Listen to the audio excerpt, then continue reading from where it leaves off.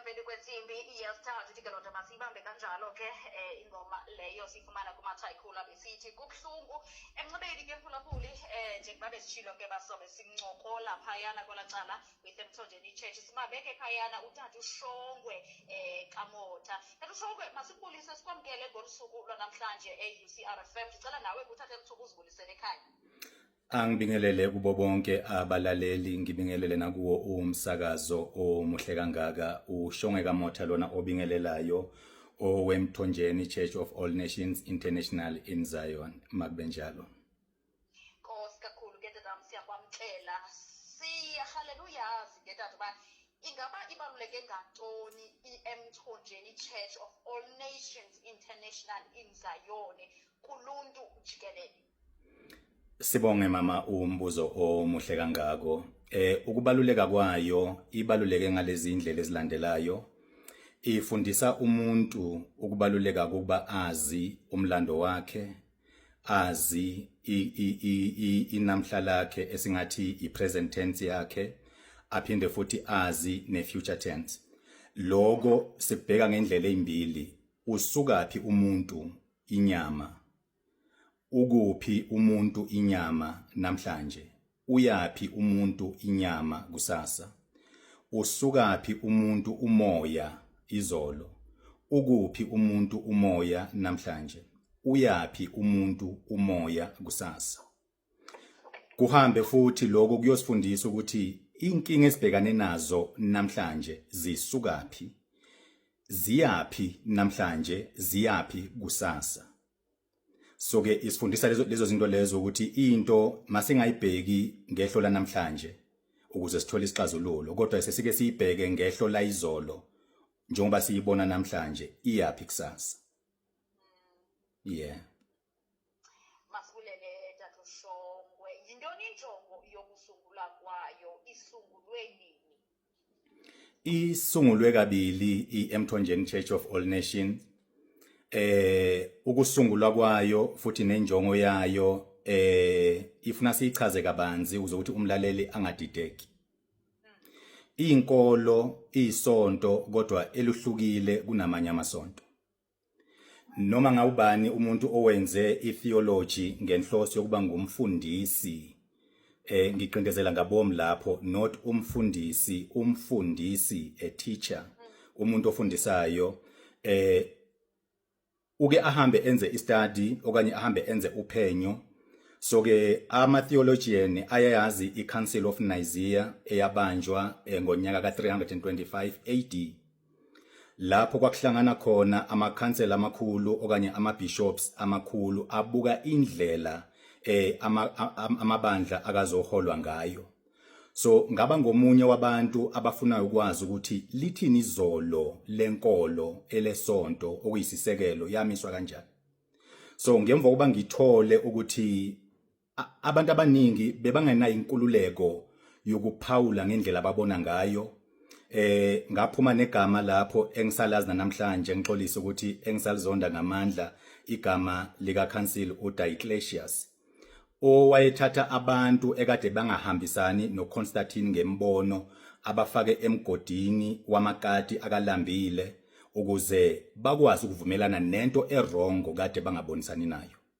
So injongo yokusungulwa kwe-All Nation ibe ingaphandle kwe-umbrella yobuKristu ukuthi akeke sihluke kunalesa sisekelo esamiswa okuyisisekelo lapho umbhedesho wethu owasungula khona lona ukuthi ndiyakholwa ukuthi uThixo Yesu umnini amandla onke umdali wezulu nomhlaba. Lokho kwakushiwo ngamakhansela 325 AD. Kwakushiwo ngabo babe bangakholelwa eqinisweni ngoba iqiniso belingeke libavumele ukuba bafake abantu emgodini yamakati ukuze bavumelane nabo. Ngase ke ngeke ngithi injongo ye-All Nation ake ithi ifocus kakhulu ezintweni ezihlupha abantu emphakathini wabo esinamaqiniso azo. Okuyilapho ke manje sesibheka khona imvelaphi yomuntu inyama, imvelaphi yomuntu umoya, imvelaphi yenkinga yomuntu ukuthi namhlanje uyasokola kawuthola umsebenzi, unezifo ezikuhluphayo, ekhaya akunakuthula, abantwana bayafunda, uthini umlando walenkinga? Izolo lakho lelo. inamhlanje lakho lithi wena usubona inkinga zidla ingane zidla idakamizwa emshadweni niyalwa njalo imali kayibonakala ekhaya ibisuka phi lento futhi iyapi lento. So ke injongo yayo eyokuthi akeke sesike sikhonze sifundise ngezinto ezenzeka namhlanje abantu aba-related kuzo ababhekane nazo namhlanje. Alright, Nkosi kakhulu Tatushongwe Kamotha. Kusanongena endlini mphulaphuli kanti-ke ngokomnxeba sibambe phayana ke uTatushongwe Kamotha. uTatushongwe ke usuka phayana ke emthonjeni Church of All Nations International in Zion. Ndiyahalela uyazi ke Tatushongwe uba ke ingaba bakhona nabantu abakhe bancedakala phansi komsebenzi owenziwe yile movement, bancedwa kanjani abantu e-All Nations? Sikhuluma nje namhlanje idate ithi 18 kuLwesithathu inyanga uyena uMarch. Sisanda ukuthola ubufakazi okukuthi sibufakile futhi ekhasini lethu lapha ku Shepherd Shongwe Kamotha 964 ku TikTok, lapho ingane eyayise ku stage 5 ine brain tumor. Ethe mase ibuyela esibhedlela bayocheck odoctor bathola ukuthi isiku stage 2, okubufakazi obuhle kakhulu lobo namhlanje. Abanye ke esitholile futhi khona namhlanje bakhona bayitholile imisebenzi, bakhona abawathula amathuba okuya futhi nangaphesheya kolwandle ukuyofuna umsebenzi. Kodwa umbuzo omkhulu uthi bancedwa kanjani? Okokuqala okuyikhambe elikhulu kakhulu elamba phambili la ekhaya ukuncedakala engqondweni kuqala. Ngiphinde futhi ngicizelele bancedakala kuqala engqondweni ngoba abantu abasenalo ukholo emabandleni, abasenalo ukholo ebuholini ngokuhlukahlukana kwabo, kungaba yipolitiki, kungaba amabandla, kungaba ngama relationships, abasenalo ukholo. Lokho ukuthi ingqondo zabantu zilimele.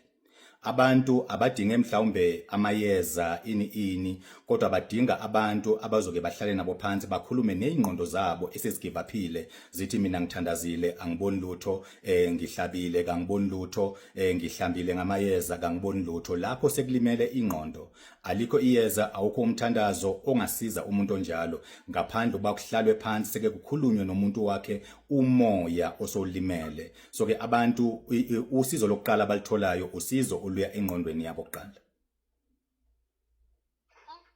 Masibulele kakhulu Tatushongwe. Ngabantu abanjani ke ngoku abanosondela kuncedo lwale movement?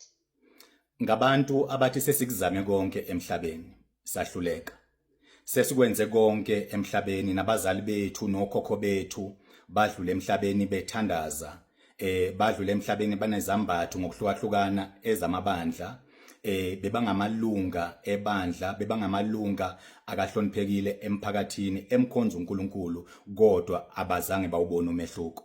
Ngabantu abathi sesihlabile la ekhaya sekwaphela imbuzi nemali kayikho sesiloke sikhokhela abantu mhlambe silanda abelaphi. Ngabantu abasenako enhlizweni yabo ukuthi siyafisa ukuzama kodwa asazi ukuba singaqala kuphi. Yilabo bantu labo abazoba mhlambe ke nesikhathi sokuthi mhlambe bake basukume bohlala phambi komuntu abafundise ukuthi okay, usizo lokuqala kaluzi ngoba wena ube unemali esikhwameni sakho, kodwa luza ngokuba wena ube unokuqonda ukuthi yini lento oyikhokhela imali, yini lento obhekane nayo, ngoba ukuhlaba ngeke kuyilungisa impilo yakho. Mhlawumbe lenkinga obhekane nayo ayikudingi umthandazo kodwa idinga ukuthi soke uhlale phansi uchazele ufundiswe ukuthi impilo iyini, iqalaphi, ikuphi namhlanje, iyapi kusasa. Mhlawumbe lenkinga obhekane nayo ayidinge igazi lembuzi, ayidinge igazi lenkukhu, ayidinge yeza, kodwa idinga ukuba wena uqonde ukuba yini kahle kahle lena ekusokolisayo, yini kahle kahle lena eqeda imfuyo ekhaya, yini kahle kahle lena eqeda umndeni ekhaya, yini kahle kahle lena eyenza ukuthi ingane ezifundile zingawuthola umsebenzi, okanye yini eyenza ukuthi umntwana efeyile esikolweni ekubeni uyastadisha. Then ke lento isibuyisela la siqale khona ukuthi eAll Nations sifundisa ngomlando wakho, usukaphi wena, okanye inkinga obhekane nayo isukaphi. Ngabantu abanjalo abangasondela eAll Nation. Kakhulu Tatushongwe. Tatushongwe, njengenkokheli yale movement, yintoni oseluyifundile ngalo msebenzi uwenzayo? Sicela nje tata kule mizuzu nje imbalwa ishiyekileyo usixelele nje uba mhlawumbi yintoni le oseluyifundile ngalo msebenzi uwenzayo? Kuyethusa kakhulu engikufundile ngalo msebenzi engiwenzayo, noma ngizokuchaza nje ngokuchazela ovalweni ukuthi inkolo isidayise kakhulu singabantu abansundu. Yasitshela ukuthi yonke into uma uthandazile izawulunga, yonke into uma uhlabile izawulunga. Kanti iphutha elikhulu lelo. Isixazululo ngeke size ngandlela yinye, siza ngendlela eziningi, kodwa indlela yokuqala ihamba phambili eletha ushintsho kumuntu ukuyiqonda into emlethela inkinga empilweni yakhe. Ngase ke ngifunda futhi ukuthi thina singabaholi kasinalo iqiniso kubantu esibaholayo. Bayazi ke abantu abangilandelayo kanye mhlawumbe abalandela imfundiso ukuthi nginokuthi mina once wabangaphansi komholi owenkonzo okanye umelaphi ukhonza uThixo waloyo muntu loyo. Ngoba sine imfihlo thina kunala silanda khona amandla, sithola amandla kangahlambulukanga, lawo mandla lawo siwabize ngoThixo okanye lawo mandla lawo siwabize ngezinyanya.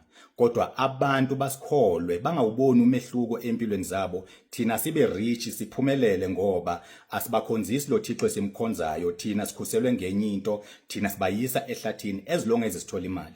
So ke lokho ngifundisa ukuthi akulula kakhulu kwenza lo msebenzi ngoba nabo abantu beza kithi sebedidekile engqondweni besitshela ukuthi ngokunikela kuyoshintsha impilo yabo, ngokungithengela isipho, bangithengela imoto, bangithengela izinto ngama birthday wami kuyoshintsha impilo yabo, kanti iqiniso kalikho lapho. So ke abantu badinga ukuthi babeke imali eceleni kodwa baveze indlebe bafunde ukuze bakwazi ukusizakala. Kule mizuzu njena ke mithathu esesishiyeke nayo, ndiyafuna ke mhlawumbi ube akhona amazwi orhalela uwaphosa pha kumphulaphuli, amazwi nje eyoba ke sibe siyayiququmbela siyayivala leni incoko yethu. Ngiyabonga ukungivezela isikhathi ngoba bengisaba ukulula ngingazi bangisele nesikhathi singakanani. Engikucelayo esizweni sonke sizoba sisemthatha siyi-All Nation eLibode, lapho siyobe siyothandazela khona wonke umuntu onenkinga ngokuhlukahlukana kwayo. Ngingumholi ophinde futhi abe ngumbolofedi ohola ibandla lawo ama-All Nation. I-All Nation yindala ikhona, isibuyo kwesibili emhlabeni, kodwa lokho sengiyochaza ke esontweni mangabe sihlangana. Engikucelayo kuzo zonke inkinga esibhekane nazo, njengoba ngishilo ekuqaleni ukuthi bheka inkinga yakho ba isukaphi njengoba unenkinga namhlanje, futhi leyo nkinga leyo iyapi kusasa. And futhi ukunikela akuyishintshi impilo yakho. Ukuthengela mina ipresent, ungithengela imoto, ungithengela isudu, ungithengela isicathulo, akuzoyishintsha lokho impilo yakho as long as wena ungashintshanga indlela ophila ngayo. Mhlawumbe ekhaya awusiphathanga kahle, emshadweni awusiphathanga kahle, emphakathini awusiphathanga kahle, ungumuntu ohamba ediliza ecitha imizi yabantu. So vele awuzulibona ushintsho lapho. Noma unganginikeza u5000, noma unganginikeza u10000, kodwa kungashintshanga ezenzweni zakho. E-All Nation umuntu onjalo asimamukele. Samukela umuntu othi ngifuna ukufunda ukuze ukuthi lempilo engiyiphilayo ikwazi ukunginikeza lezi zinto engiyifunayo. Ufuna izinto ezinhle kodwa ngasese wenza izinto ezingcolile, ngasese wenza amanyala. Lokho ke akuzoyiletha inguquko empilweni yakho. So ke mhla ka3, 4, 5 and 6 sizobe siselibode lapho sobe sikhulekela khona wonke umuntu okholelwa emthandazweni naseyimfundisweni ukuba afunde impilo yakhe iqonde.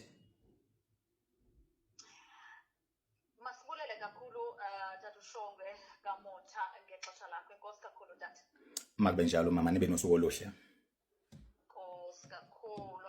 Right, lowo ke sesiqedile sohlangana lapha emthatha 3, 4, 5, 6. Angishintshi lapho. Abaholi yethusa into esiyibonayo la ngaphandle. Abantu bathwele la ngaphandle, baze bafuna ukuthwala nangami futhi uqobo lwami. So lo mbuzo engubuzayo uyalimaza kancane. Ngiyazi ezinye inkokheli uyasilambalaza, cha, nithwele. Abahlabayo bathuka uJesu babe bethwele, abakhonza uJesu bafuna ukuthwala ngalaba abahlabayo. So we live in a mess. Makube njalo.